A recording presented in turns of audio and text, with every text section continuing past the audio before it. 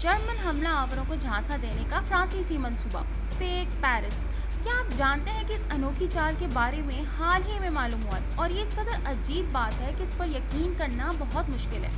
तो आखिर कैसा था फेक पेरिस? कैमोफ्लेज गलियां, फैक्ट्रीज, घर, रेलवे स्टेशन, ट्रेनें। देखा जाए तो ये कैमोफ्लेज कैपिटल था। सीज फायर और फौजी ऑपरेशन के खात्मे के बाद फ्रांसीसी इंजीनियर्स को ये बड़ा काम सौंपा गया था। ये ख्याल पहली बार इलेक्ट्रिकल इंजीनियर जैकोब पोजी के जहन में आया ताकि तैयारों को फ्रांसीसी कैपिटल से दूर रखा जा सके। इस फेक शहर पर बमबारी के जरिए होने वाली मौतें और तबाही रोकी जा सकती थी। 30 अगस्त 1914 को पहली बार जर्मनी तैयारे ने पेरिस पे बमबारी की। ये पहला मौका था कि एक कैपिटल पर इस तरह हमला किया गया हो। जर्मन रेमलेट टोप नामी जहाज की मदद से 4 छोटे बम पेरिस पे गिराए गए। इसे जाने तो कम गई मगर नफसियाती नुकसान बहुत ज्यादा हुआ। फ्रांस का कैपिटल अब मैदान जंग बनता दिखाई दे रहा था और ये तासर आम था कि दुश्मन के हमलों से खवातीन और बच्चे भी महफूज नहीं रह सकेंगे। इसके बाद शहर पर 1.5 साल के दौरान वक्फे से हमले होते रहे। पहला हमला ज़ेपलिन तैयारों की मदद से मार्च 1915 में किया था। उसके बाद 29 जनवरी 1960 में 2 ज़ेपलिन तैयारों ने फ्रांसीसी कैपिटल के ऊपर से उड़ान भरी। इसके बाद पेरिस में खौफ का समा था। बंदूकें उठाने वाली 6 गाड़ियों की मदद से ये कॉफिन लाखवत चर्च ले जाए गए, जहाँ हजारों अफराद के साथ साथ साइंटिस्ट और अहम शख्सियात ने शोक मनाया। और अब फ्रांस पे दबाव बढ़ता जा रहा था क्योंकि आइंदा महीनों में फ़ज़ाई हमलों में तेज़ी आ रही थी। 1917 में पेरिस इसलिए बच गया क्योंकि जर्मनी ने अपने फ़ज़ाई हमलों में लंदन को निशाना बनाना शुरू कर दिया था। इस बमबारी के लिए उन्होंने अपने जदीद तैयारा गोता इस्तेमाल किया। फ्रांस को मालूम था कि अगली बारी इनकी है, लेकिन आखिर वो अपना दिफा कैसे कर सकते थे। तभी आया पेरिस बनाने का प्लान, जो कि फ्रेडरिक जैकोब पोजी को दिया गया था, जिसके तहत जर्मन बमबार तैयारों को झांसा देने के लिए एक जाली पेरिस बनाना था। दरअसल दुश्मन तैयारे राहत के वक्त में पेरिस के ऊपर किसी टेक्निकल फैसिलिटीज़ की मदद से नहीं बल्कि टोपोग्राफी या जियोग्राफी की मदद से पहुंचते थे। वो दरियाए सीन की तरफ बढ़ते हुए फ्रांसीसी कैपिटल पहुंचते थे और फिर अपने बम गिराते थे।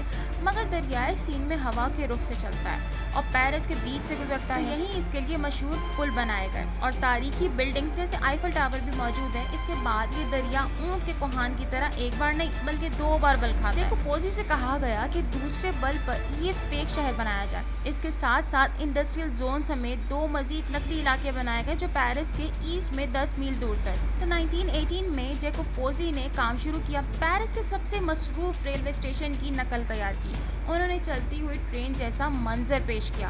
उन्होंने कई सालों तक, क्योंकि इलेक्ट्रिक लाइटिंग पर रिसर्च की हुई थी, ट्रेन की बोगियां दिखाने के लिए उन्होंने इटालियन लकड़ी के तख्ते इस्तेमाल किए और अंदर रोशनी के लिए कैनवियर बेल्ट पर लाइट्स का जाल बिछाया। फिजा से ये ऐसा मंजर पेश करता था जैसे कि वाकई में कोई ट्रेन चल रही हो।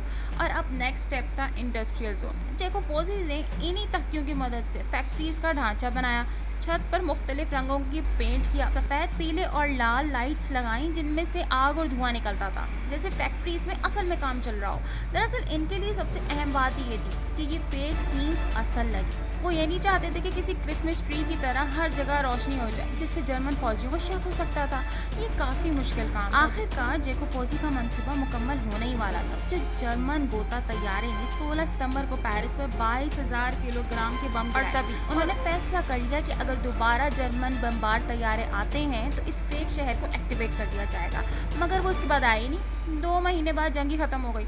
जैकोब पोजी जर्मन पायलट्स को झांसा ना दे सके। इसके बावजूद फ्रांसीसी गवर्नमेंट के लिए डिफेंस का अहम हिस्सा था। अगर फ्यूचर में किसी जंग में जब दुश्मन बमबार तैयारे पेरिस को निशाना बनाने की कोशिश करेंगे तो इसका डिफेंस तो किया जा सकेगा।